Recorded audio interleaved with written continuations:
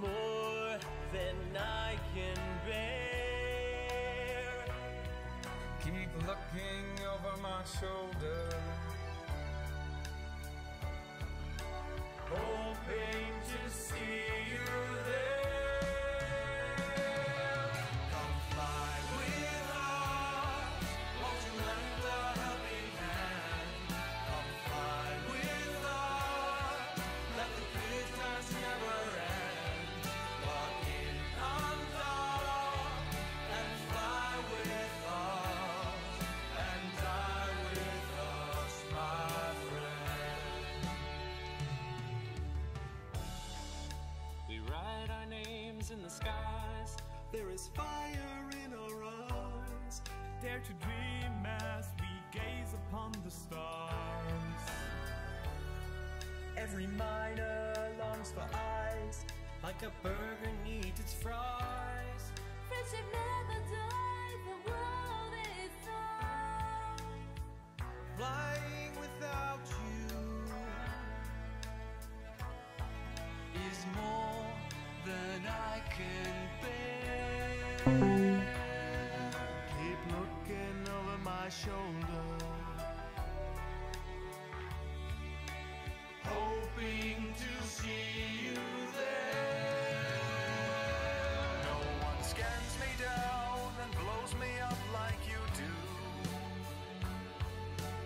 Burns right through the armor of my heart. Our hosts collide and everything goes pew pew.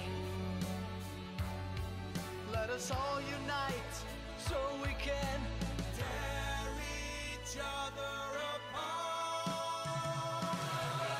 Come fly with us, won't you lend a helping hand?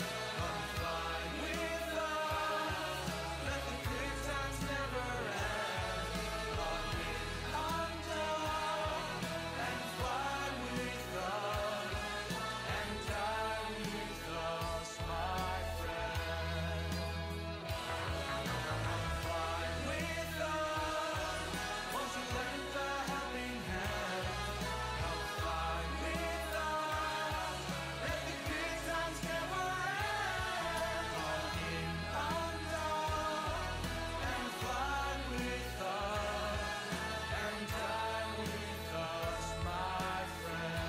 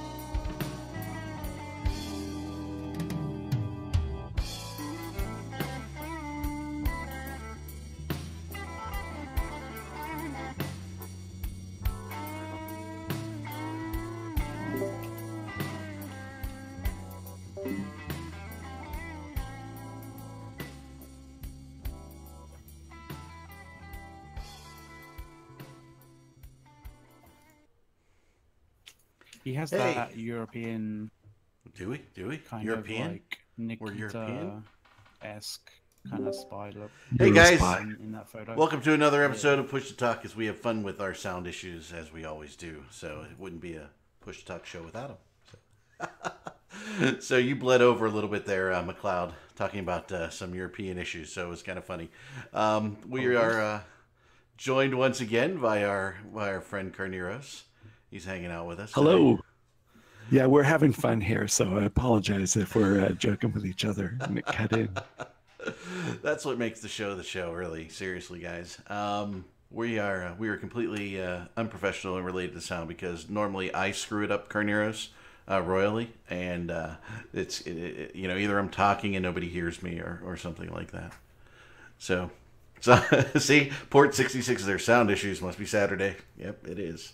I'm waiting for my kids to run up and down the stairs so that you can all hear them as well. As always, almost we have our friend Caleb and McLeod. Say hi, guys. And down at the bottom there, way at the bottom, Urandus, who's here. He was upset today because he didn't have a colored shirt to wear. So. Providing the visuals. Thank you, Randus. I need there needs to be some beauty on this, some handsomeness on this stream. To Clearly, make up for Amen. ugly, so. Amen. The rest of us are god ugly. It's terrible. At least And I love how modest he is as well. It's great.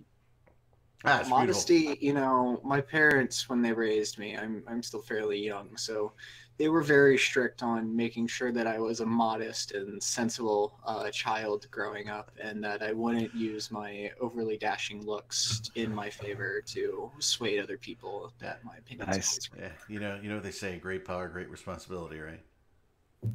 Oh, let me tell you about all the responsibility and power that I can bring to the table. Like it is unbelievable, man. I think Alrighty, Stan Lee was talking about Spider-Man, though. probably. Randus was just adapting it to the current He situation. throws the Nice. used card out Nice. often. I So throw the old moving version. on. Yeah.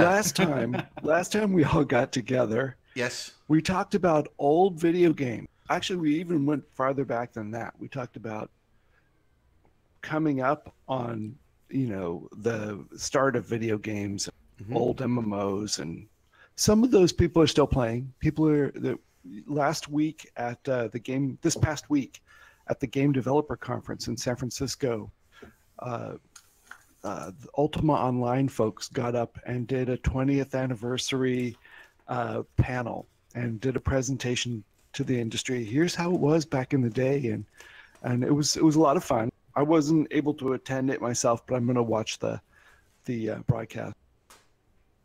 Some of those are still played. EverQuest 2, Lineage 2. Some of these old guys are still being played. But we thought this time, let's jump forward a bit. Let's talk about there are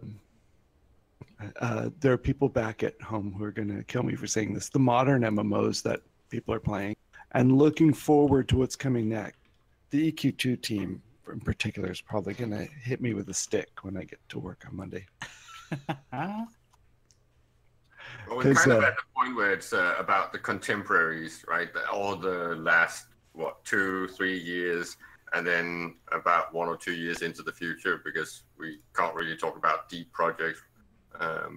But I would just like your comments on what happened between what you would call the classics of the MMO genre, the PvE and PvP, and what's been happening in this last era and up till now, right? Because we've seen a lot of development and a lot of transitioning, and I know that you might have had some hands-on with some of the attempts to bring in the new and novel from EQ2 with EQ Next and all that.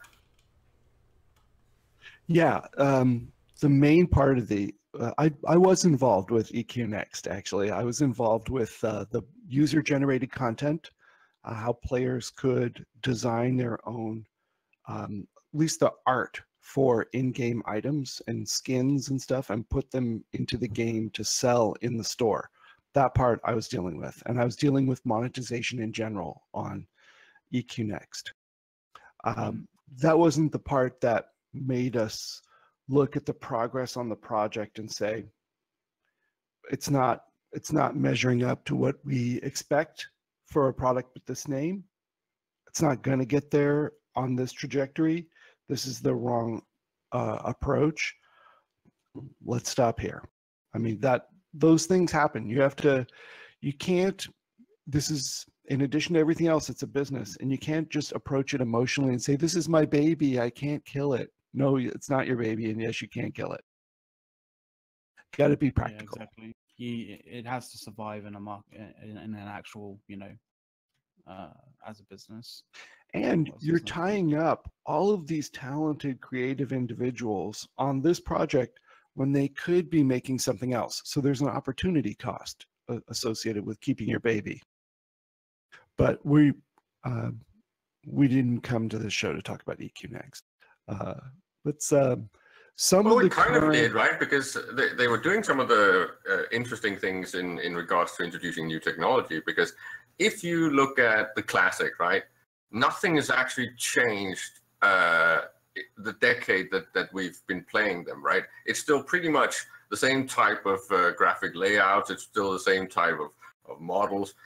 It feels like everything is just skinning and adding a few features, right? it's interesting. It's almost like the analogy I use in my head is you baked a cake and then you added another layer and then you added another layer and then you added, well, we've added 19 layers to EverQuest over the year. Yeah, but we still just have like 2 recipes in the kitchen, right? We've got a cake and a pie. We got the FPS games and we got the MMOs, right? And nothing has really changed. An FPS today would not confuse someone playing 10 years ago. Right. And it's always cracks me up when someone's starting a new game and they ask them, well, how many layers do you have in your cake?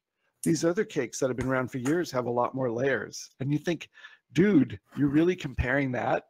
Because it takes a while to build all that stuff, or you have to have a massive team.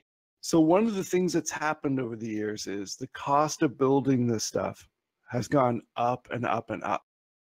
You can do some things to keep it more reasonable if you're only baking the same cake layers every time and just putting them on top, because you get a little bit better at it, you get a little more efficient, and you develop some tools to make the cake bake more smoothly and have fewer flops.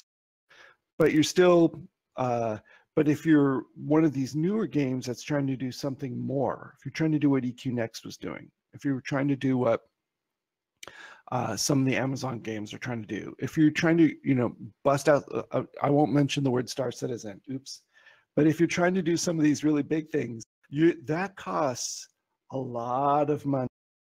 And if you're trying to build your own engine, you've just raised it an order of magnitude more expensive. So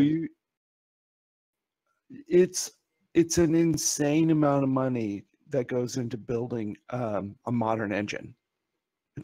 And the number of people that exist in the universe that you could pull into your team to make a cutting edge competitive engine is these are special unicorns out there. There aren't very many of them.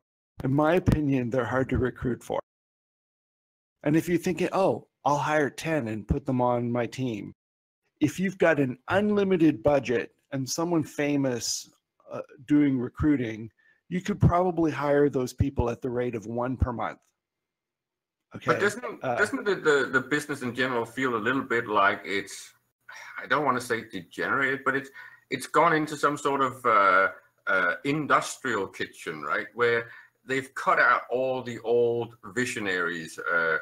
When you look at game developer studios, right, you see them cutting people or brain power in a way where you just start wondering, but weren't they the ones actually making the games? And now I'm going to trigger myself by mentioning Star Citizen, because that's an example of someone coming back saying, well, I actually have visions still. Right, and whether you're looking at someone like the Star Citizen story or like Funcom and the Ragnar Turnquist story, there's so many of the old people that used to make games for us that we were extremely entertained by, and they've just been put on a shelf somewhere. It's almost trophyphobia, right? I've seen that too. I wouldn't look at. Remember the old Dark Age of Camelot? Well, Mark Jacobs is working on an indie version called Camelot Unchained. But isn't it weird that the industry is letting these people go out and do weird solo projects, Kickstarters and stuff like that, right? Well, and EverQuest Brad McQuaid is now working on Pantheon Rise of the Fallen. And these, both of those, Camelot Unchained and Pantheon, are examples of something that made you want to start the show, which was the crowdsourced funding aspect of the trending that we see. Yeah, these are people who, it's not like Brad McQuaid got asked to leave or anything. he wanted to go do something new and start a new project and start a new company. That was his idea. When no one squeezed him out. Now, I don't know if I don't know if Torvi is in the same category where he thought, oh, I want to do this new challenge. I want to go try this new thing. I knew he wanted to live in Seattle. I don't know if that's, or, I don't know what the circumstances are of his departure. It might have been completely voluntary and he wanted to go have a new adventure. But doesn't it feel like the industry has just cut out the innovators because now the product is pretty much making itself, and now you just, it's maybe not fair to say that they're wage slaves, but you basically just throw a lot of artists, a few ghostwriting oh dear Lord, that's right? not what it's like. Oh, but that's what Lord. it looks like. It looks like a repeat business, right? It looks like Xerox copying of existing games and tropes, right? Well, there's a. I mean, it can kind of look like it, but there's some jeopardy to trying out a new types of business models when it comes to sort of gaming and that sort of thing. And when it comes to it requires particularly brave investors to be able to do that. And if you just threw that's an awkward. If you just threw a bunch of good artists and programmers and stuff into a pile and said, make an MMO, you would get the United States Congress is what you would get. It's not going to be no direction, no progress.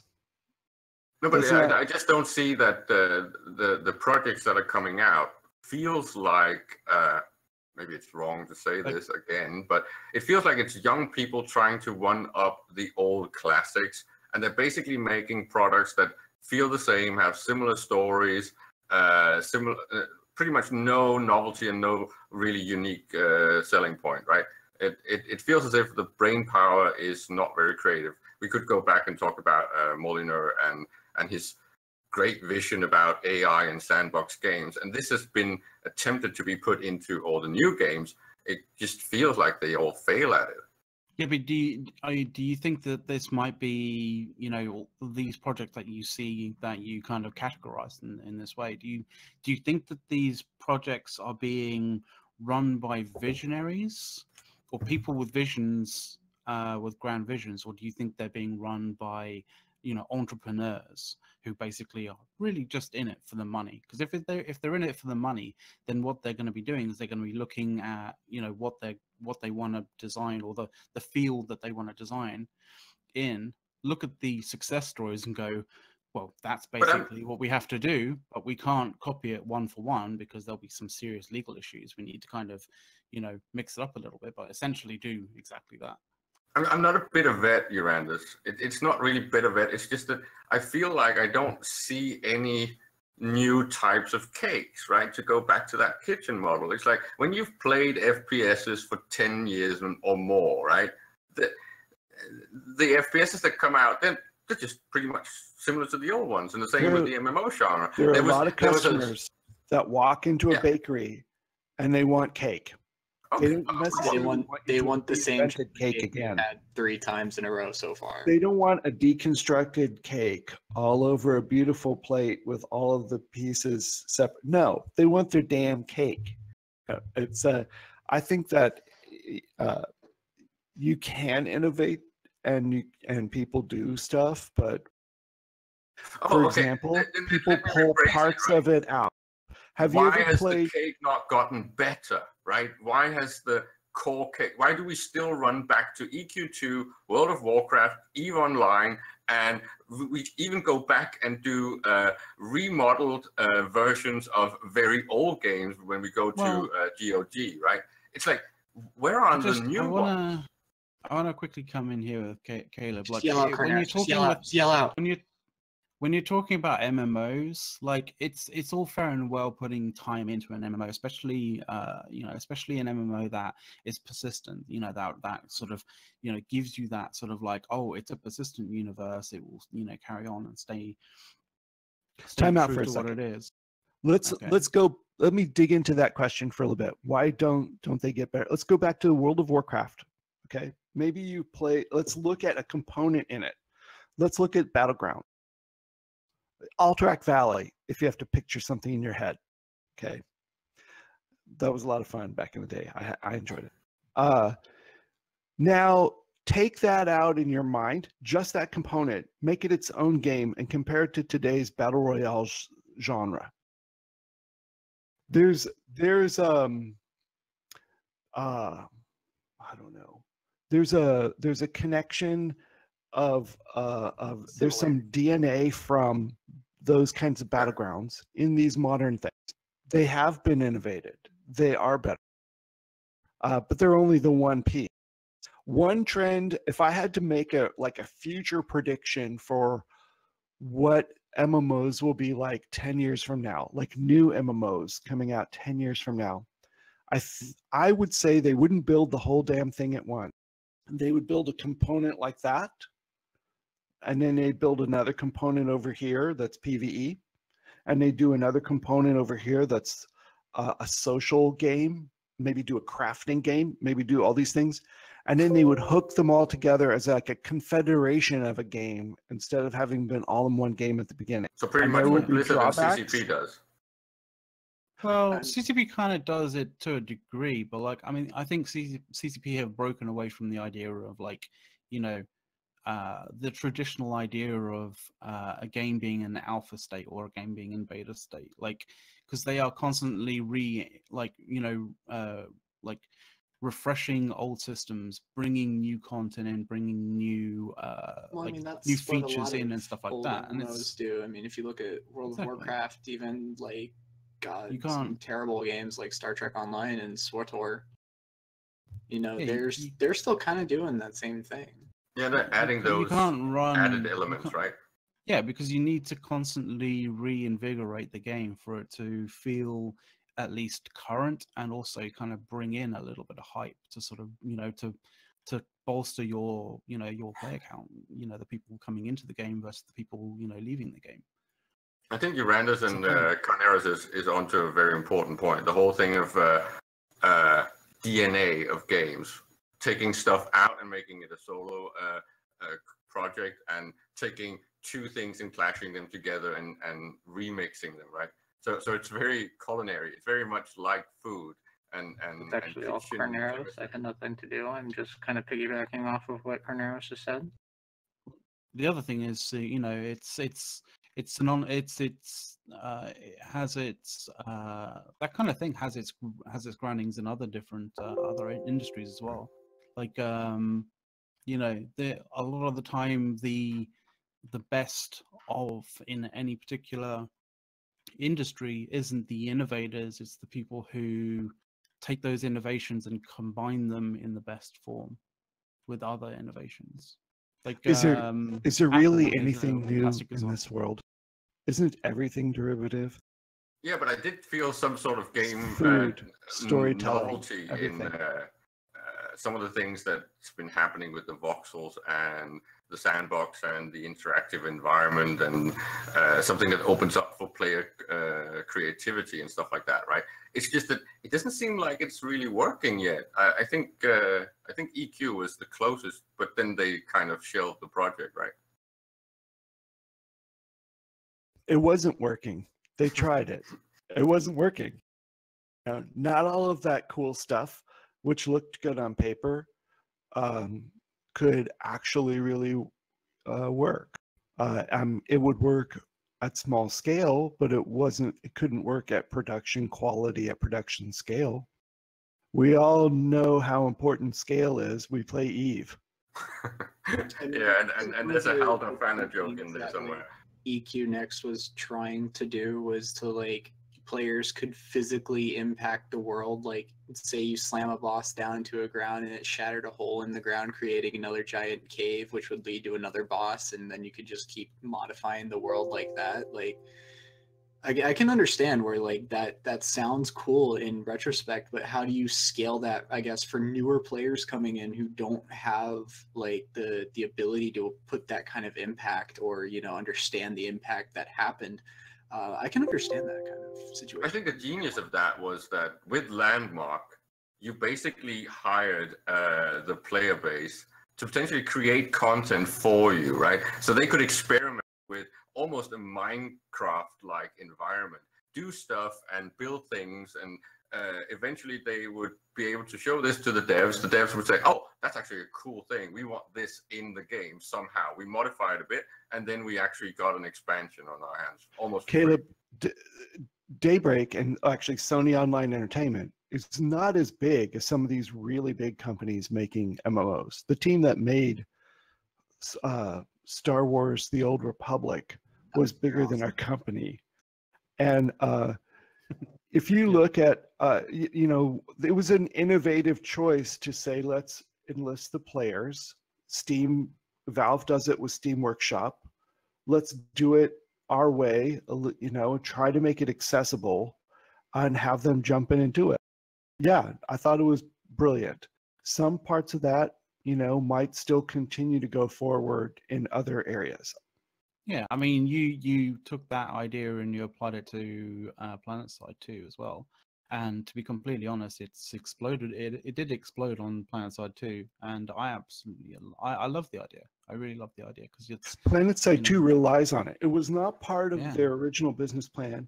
I remember the meeting where we told them we were adding it to their game, and their leadership team, their jaws dropped, and they're like, "Okay, Smed," you know, and they went for it.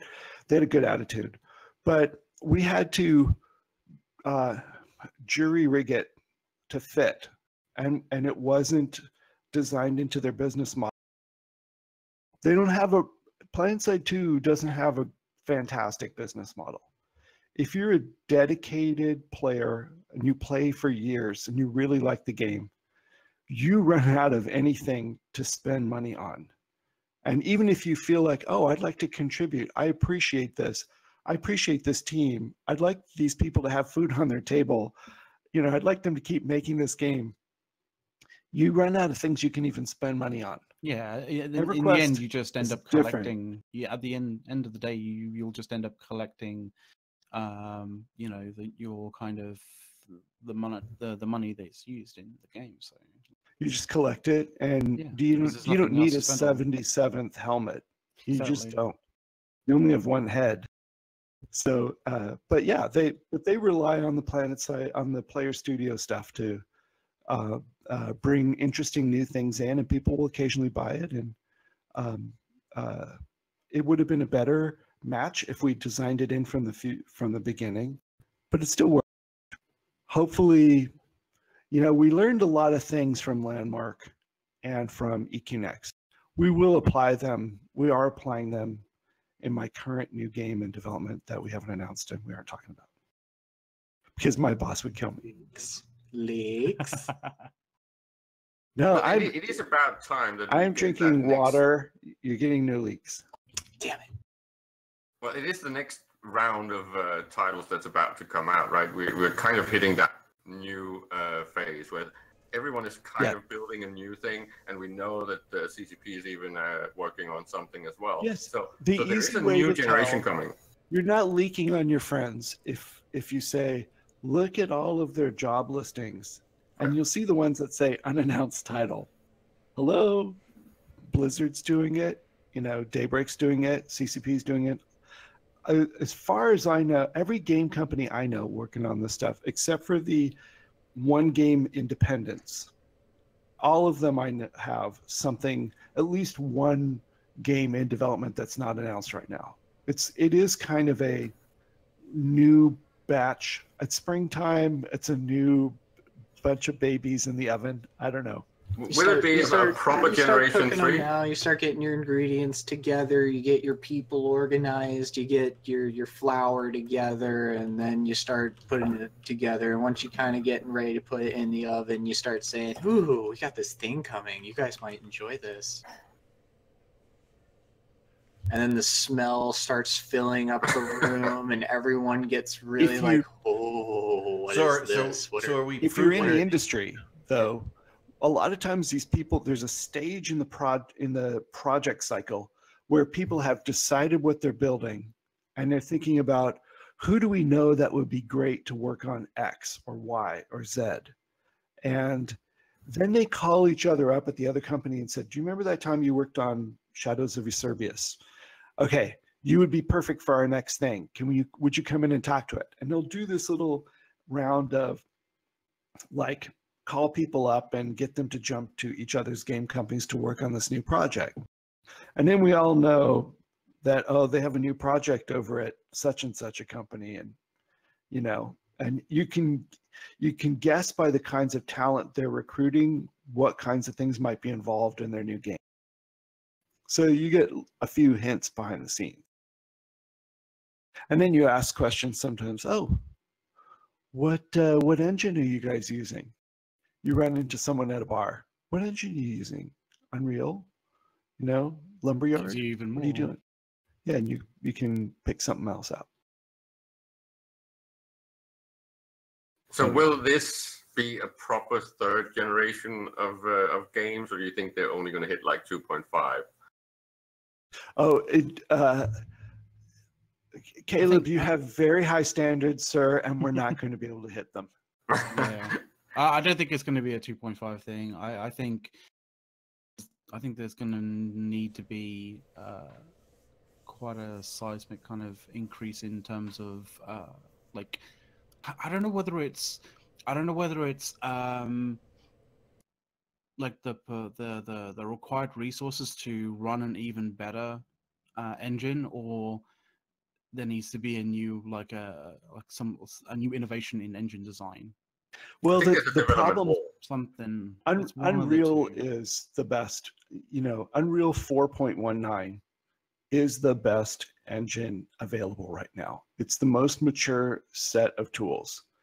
However, objectively, however, it doesn't have everything for everyone. It's not designed for an MMORPG or MMO in general. Yeah. I mean, even PUBG is kind of realizing that, even just for the 100 people in the simulation that they want to run, it's stretching the game to like its limits, or stretching the engine at least so its limits. Because like if you've seen the videos of particular like of netcode analysis with PUBG, like when it's at the start of games, when there's, you know, between 150 people playing, the netcode kind of analysis of it is actually quite awkward, and it's not to do with the way that PUBG is actually using the engine, because it is kind of similar on Fortnite as well. With the high player counts in that particular environment, like it's a bit awkward. High player accounts. I was in ROIR last night. Yeah. Fairly good sized battle. I'm trying to think. Was it like 1,200 on each side? Something like that. I didn't look at local. I was giggling and shooting Titans with my Naglfar, and I was having a lot of fun. But you put a lot of human players in one piece of a video game, and you get a lot of network traffic. That's life. And even though you're not rendering human figures, which are extremely expensive, you know, in Eve, you know, the numbers add up. Yeah, but skipping ahead, let's talk about what is coming for a moment. World of Warcraft is on the last chunk of their current expansion cycle, and is preparing for the next one called Battle for Azeroth. And I think we're talking about a July, August, September release. Now, the attorneys required them to put a date on something, you know, as a backstop. And I think that's like September 19th or 21st or something. But I think it's actually a summertime release. And it will be pretty much another layer on the layer cake. This one's focused more on PvP. It's telling stories related to the factions inherent instead of an external threat. but it's a lot of it is more of the same to some degree. Final Fantasy 14, their most recent expansion was June of 2017, called Stormblood. Their most recent before that was actually June of 2015, so two-year cycle. That was Heavensward. So I'm guessing they're right in the middle-ish of their expansions and won't have another one. They're probably working on it internally, but won't talk about it for another year. Did you see that thing in Twitch chat? I think that actually. No, sir. I can't see Twitch chat. Where are you guys seeing it? So I'll just read it to you. Unlucky Charbs. Carneros, there is a ton of retro MMO trending amongst the developers for more hardcore and the retro MMOs, Rift, the original World of Warcraft vanilla, future products along these lines. Yeah, I definitely want to talk about that. Yeah, the point is he's asking about this retro movement and whether you believe that games will become more complex or will they go back to some sort of simplified or more classic model.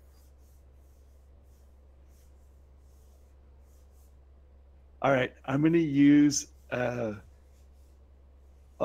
controversial analogy again. Sometimes if your sex life gets boring, you want to go back and re-experience something really cool you did in the past. Did you just explain why people? What happens? Just think about it for a second. Hold on. What happens if they're not quite as flexible as they used to? Let's go back to on the MMO gaming side of this. Bring my analogy back home. What you do is you remember fondly wonderful times you had in the early days of a game, and you want to go and experience that magic again. And some people get a lot of that magic back by going back and just starting all over again with the vanilla experience. So every roughly, 18 months, we launch a new EverQuest 1 server. We actually did one 2 weeks ago called Core Nav. And it is, we launch it and start it over from the bare bones of the original thing. And every 6 weeks, 8 weeks, we unlock one expansion. And we require you for those special servers to be a paid member instead of the free-to-play part. And we make more money from these retro time lock servers than we do from the current servers. This ties money into talks. Money. The fact that you got these classic servers of EQ, you got World of Warcraft vanilla, you got Diablo Seasons, you got all these games that are basically catering to a very classic way when it worked on EverQuest 1, we tried it on EverQuest 2. You know what? Totally different players. It worked again. It worked. Now, World of Warcraft had a hell of a lot of work to do. Blizzard had a hell of a lot of work to do to get their code base into a place where they even could spin up a vanilla WoW server. But they did see, and I certainly told people I knew over there, dude, there's a demand for it. You'll make money. It's work. You have to make decisions. How really true to the original vanilla do people want? And I'll tell you right now, when we start a new EverQuest 1 basic vanilla server up, they don't want to do corpse runs. There are certain things we took out of the game, and they're happy that they don't have to go do that. Every time they die, they don't have to run back to their corpse and pick up all their crap that got dropped on the ground when they died. Oh God, I hate that in any game. But on the point of seasons and new servers and classics and restarting, which is pretty much like, it's a bit like rebooting in the comic book genre and stuff like that. I'd like to ask a question to McLeod. Would you play if CCP made a fresh server? The same game as it is now, but pretty much reset everything. Everyone was reset, everyone starts from scratch. A seasonal game. I don't know, man. Like, seasonal game? If it was a smaller universe, maybe, but like,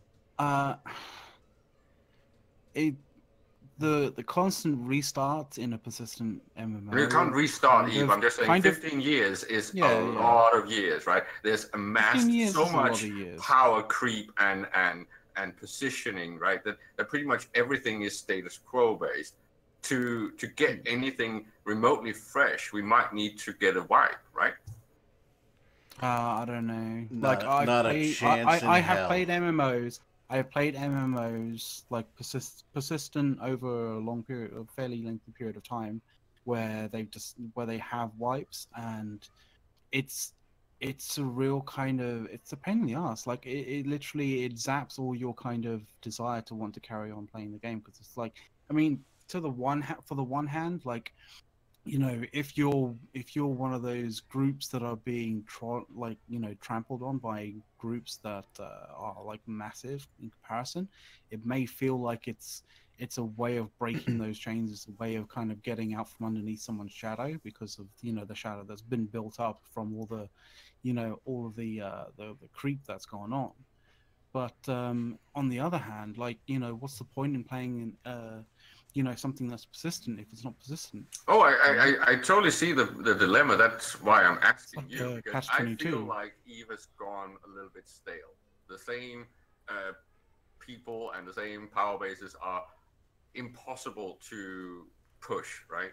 So you can't really make an impact if you come into the game right now. You're going to come in as a plebe. There's no Yeah, new names. there's a thing. Well, but that's the core kind of issue with Eve that CCP has to kind of solve, is to somehow figure out how new players coming in can make a difference, but not to the point where it basically breaks all the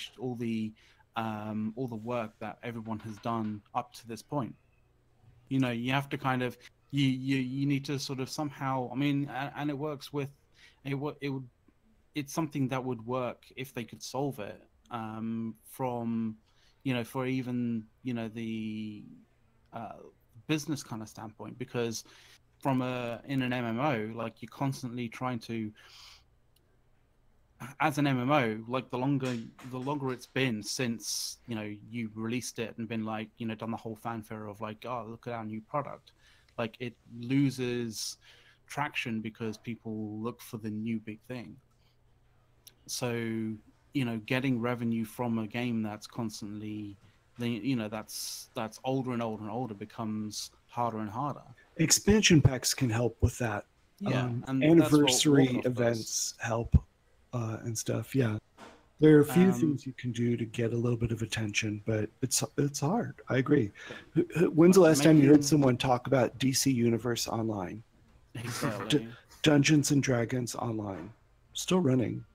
You know, But it's but if Age you of make Conan it, if you make a Unchained. game, They're going to be 10 years old in 6 weeks. yeah, but if you make a game that allows new players to come in to actually be able to do stuff or be able to achieve stuff, and, you know, provide some level of value to, you know, other players that isn't just kill mails or, you know, like, basically cannon fodder, that's actually valuable to the person coming in, the new player, without it upsetting the rest of the world to a point where it becomes, you know, something that people can meta, then you've got it made.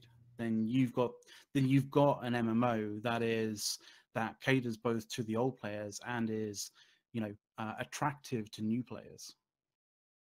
I think But for Eve, in order solving that to is- get newer players to have a massive impact, as much as newer players, it would have to change so much of its design philosophies. And when you look even if you were to just hit a solid reset button on Eve and just remove everyone's assets and skill points and have everyone start from base one, I still think you would eventually just get back to the same point we're in right now, where just the same few number of people still dominate the market or still the best FCs, just because they have the prior knowledge and the dedication to get that to make that happen. On top of that, if you do try to do a reset, so their video games give us a sense of accomplishment, as, you know, prior accomplishment, EA. You get, you know, starting as a newbie, you look at that Titan, and then you get to that Titan, and then you get that accomplishment. I have now just gotten to a Titan. And then if someone were to take that away from you, that removes that sense of false accomplishment, and there's a lot of, you would lose a lot of people for any sort of reset in Eve, just because, I mean, you see it now with it'll feel like a slap in the face, right? It is. It really is. And it you would think a sense of false accomplishment from the player, and that's why I don't think you would ever see Eve Online removed. Well, have you lost a Titan yet? But there is a difference between wiping Eve and making a new Eve server, like Eve Classic, for example. There's a big difference. I think Carneros was trying to say something. Yeah, no. What I was going to say is, when I lost my first Titan, in the Fountain War, I didn't.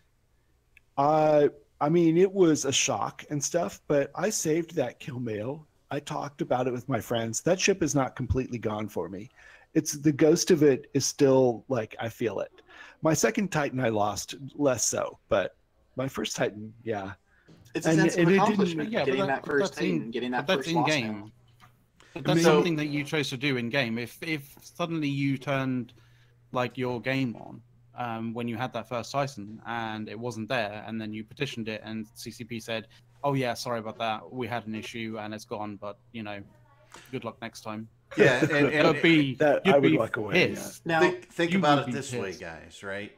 Eve is different. Like in World of Warcraft, I'm going to go in there and I'm going to grind, right? Rift, I'm going to grind, right? I don't grind in Eve. I pay for time, and my skills are based on time. So think about people, that have played for 10 years or so, and how much they paid into the game for those skill points, and wiping them all away. I think you'd lose a whole lot more people. It'd be the death knell. The argument comes from the criticism that I have with the fact that many of the patches that CCP have done haven't really brought enough disruptive design to make it enough of a change. I think it needs to look at things like disruptive technologies and disruptive design to make sure that the game feels fresh to new players as well, and to the old ones, because if they are pretty much just going through the motions and just maintaining their status quo, I don't think they are actually entertained either. Well, you have to be careful. Disruptive design is a balance, right? It's like, but we used to get it, right? We got Tech 2, then we got Tech 3, we got all these changes that had massive impact. Well, that wasn't really disruptive. That was additive. Yeah. No, it was disruptive. It changed the game. It meant that everyone needed to... It did change the game, but it wasn't disruptive. Railgun was still a railgun. It's not some different... No, I'm not talking game design. I'm talking balance and power creep and who's who and can be positioned where. This type of disruption is needed for an ecosystem to survive. All right, so I'm going to move us on to our next subject. Cut you off as it is. We're gonna do a little Eve news segment here because we're gonna talk about some fun stuff. Titans died. Spoiler alert. So apparently, local died for a while. Are we going to that, or are we going to the Titans? Did local just die? Local was dead. Were you alive at that time? No, the big thing is, right, there might have been a few Titans that died, huh? This is also true. And we might have had a few people in that fight that are here. So Yeah. I know Carneros, you were in that fight. Scythe, you were in that fight. Scythe, welcome. Thanks for joining. Yeah. Sorry, I'm Yay. crap today. I don't have much voice. Were you out drinking? No, I think I have strep. Oh, yeah. Don't breathe on anybody, man. Yeah, I'm going to breathe on Ollie all through the internet. Oh, I was drinking. He's going into the cabinet. He's going to lick all the glasses so everybody gets sick in his house. All the snacks. I actually knew a kid in high school. He had mono, and he was so upset with his parents that he went and licked every glass in there, so that his parents would get sick. I'm like, dude, you're a little crazy. That guy's crazy. All right, so on to the Titans.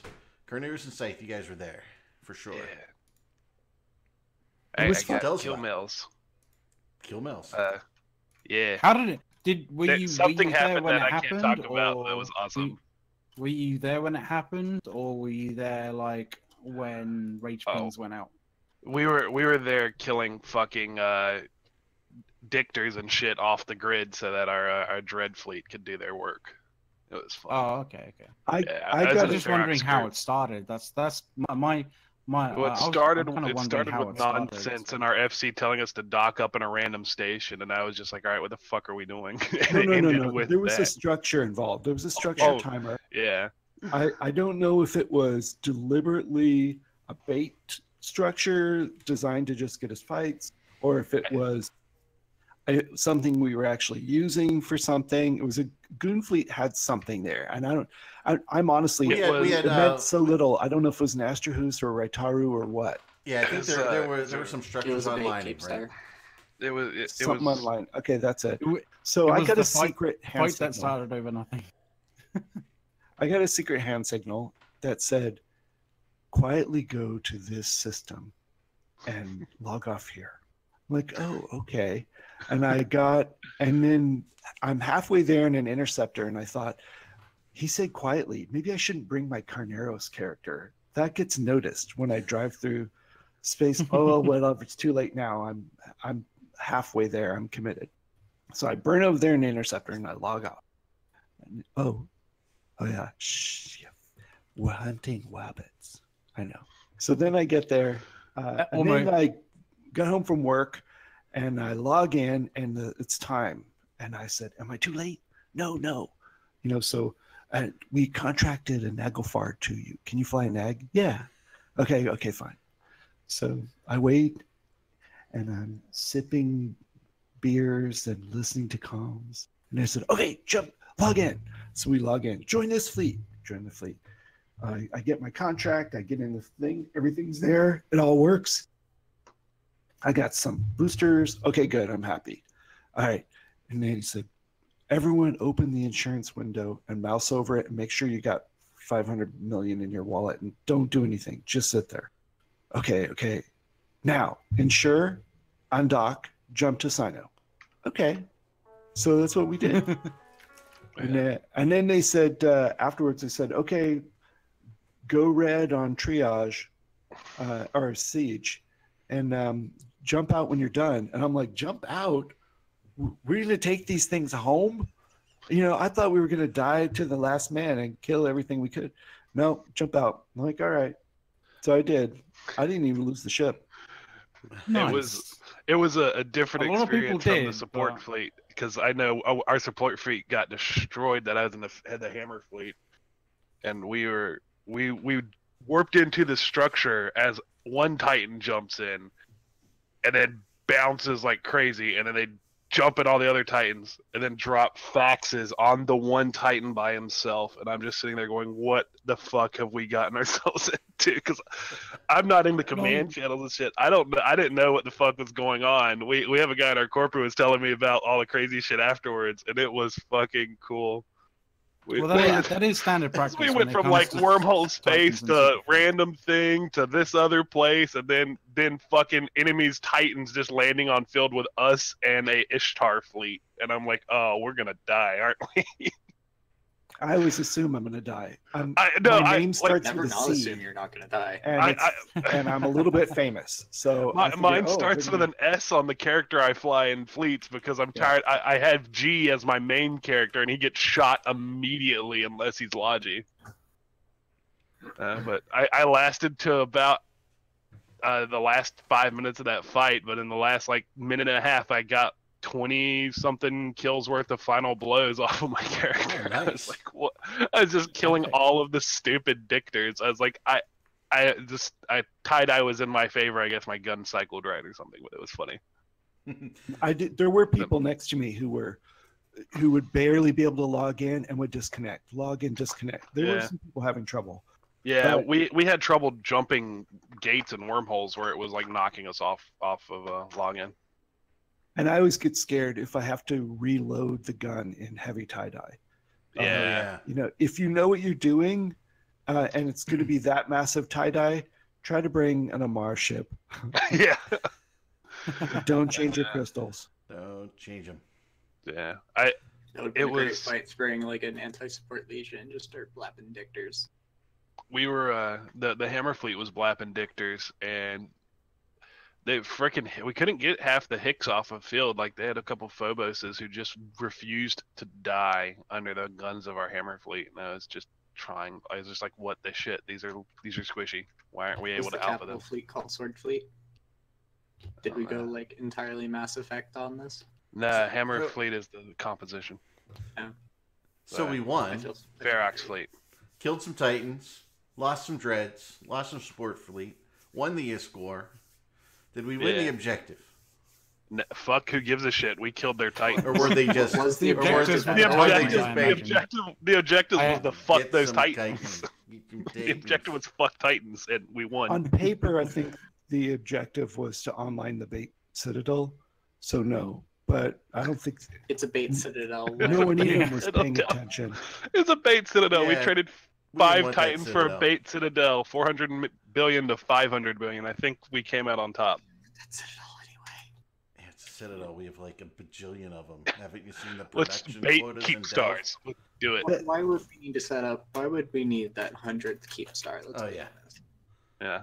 I mean, Fucking you bait say keep bait stars. keep stars, but like, you I'm know, not joking. in 5-10 Probably. years time, that's probably what's going to be. Just what's the like faction keep star or whatever, the big one? Oh, the Palatine. Palatine. Yeah, bait Palatine. Let's do it. Bait balance. Nah. yeah, that'll work.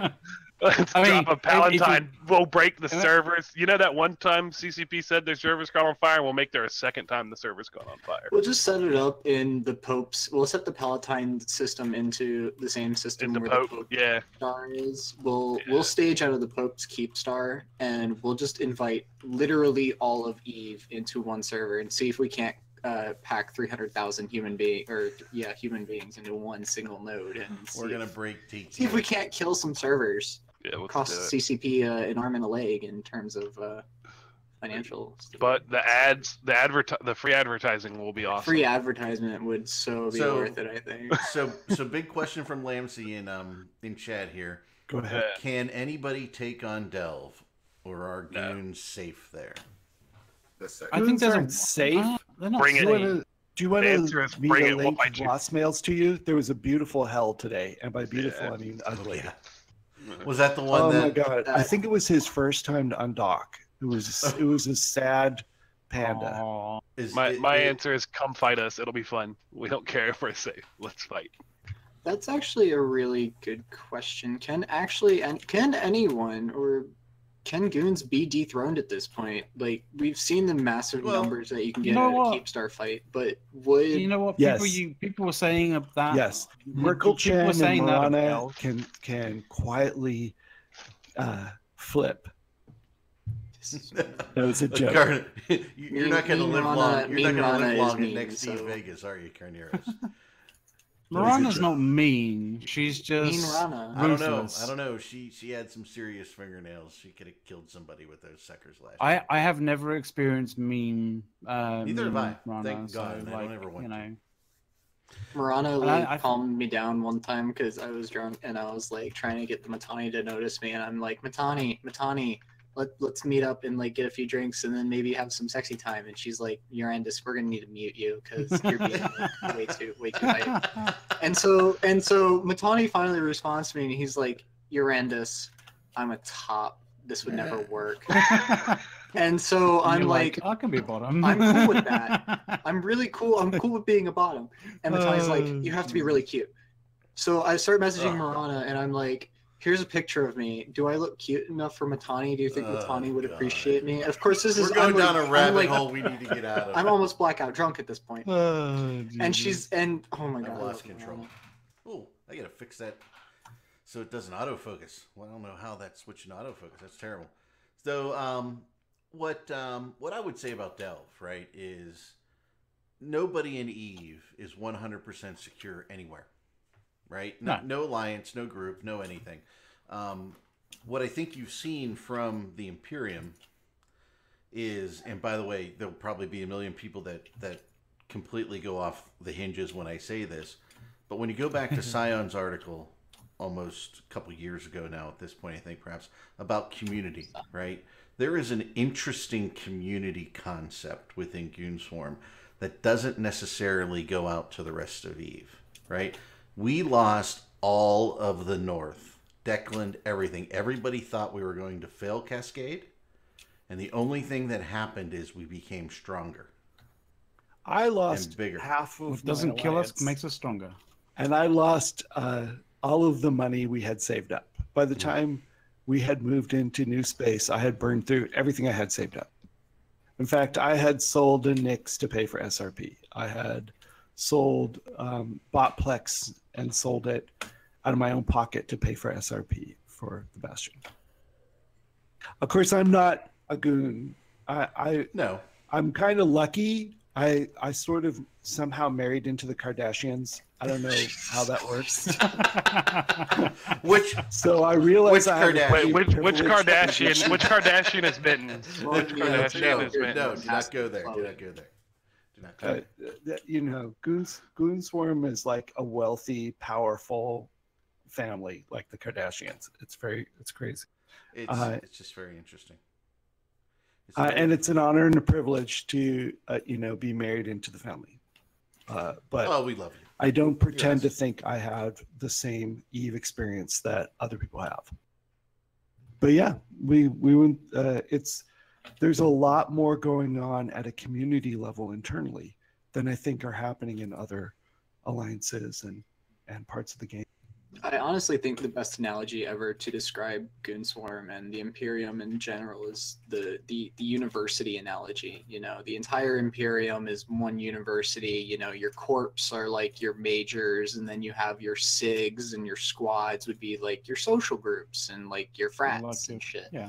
And you all still like, I can't remember. This is not my analogy. I think Asher I originally heard this analogy from, but it has to be the the best analogy ever for all of Goonswarm. You're all rooting for the home football team, and you know, when you lose, you got to pack up from the away game and start trekking somewhere else, and you know, it's honestly the best analogy for Goonswarm ever. I can see that analogy working, definitely. Yeah. Oh, absolutely. But yeah, I just think there's something different there than perhaps I see in some other organizations. Because I've been in a couple and they just didn't have that. That doesn't mean that no other organization in Eve has that, right? But I just think there's something there when you can lose all of what we lost and then come back and delve, right? I mean the just the massive engine that has become Delve, and I think you're getting to the point where success is breeding more success, right? More people want to be part of that great success in Delve, and more people are coming. I mean, didn't PL kind of have that sort of same issue right after BTEC-R, where they had lost, you know, the majority of their Titan fleet, and then were forced back into the drone lands, and they still ended up pulling back. It took them, 6 months, but they still ended up taking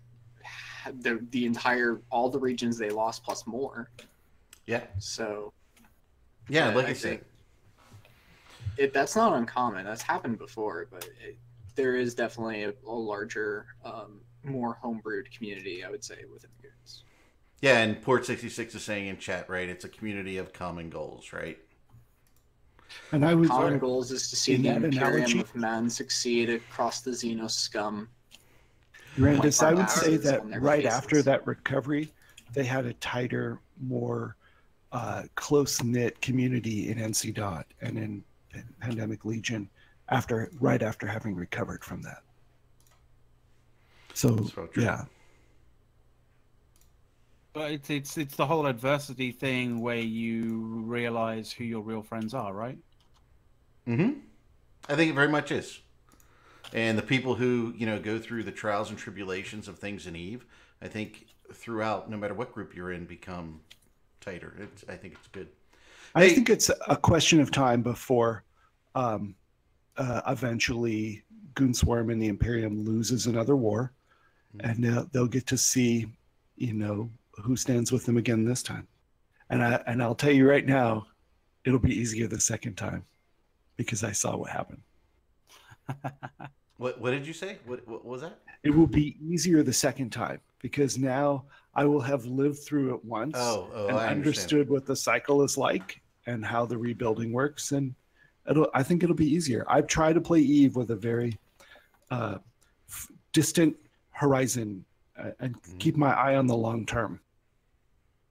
Okay. Well, hey, our time is up today. I want to thank everybody in the audience for joining us, and we did have a new follow. It looked like Cole Stefan, so it looks like Colonel Stefan. As I'm making a guess there. Thank you. Uranus is ready to lock and load down there. I'll give him the. So Toys R Us is having their liquidation sale. Oh, yeah, and Toys R like Us. I need to like as soon as we're done here, like I'm gonna be packing up and getting ready to go there because like looking Nerf guns, all the things. My kids love those Nerf guns. They're so much fun. All right, everybody. Everybody say bye to the audience. Bye to the audience, and thank you for bye. Thank you for watching us one more week. We'll be back again next week. We'll see you. Goodbye, everyone.